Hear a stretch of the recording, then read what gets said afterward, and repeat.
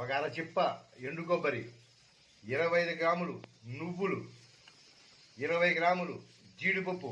ఇవి 3 ముందుగా ఏపుకొని మిక్సీలో ఆడించుకుందాం. ముందుగా ఎండు కొబ్బరి వేసుకుందాం.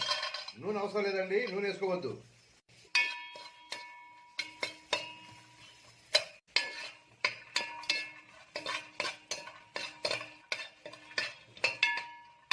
ఇలా కొద్దిగా ఏగిన తర్వాత జీడిపప్పు వేసుకోండి.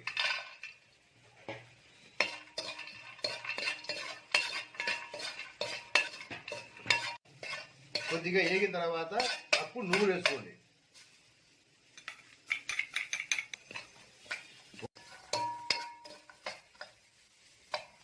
చాలండి, ఇంకా ఆపుకోండి.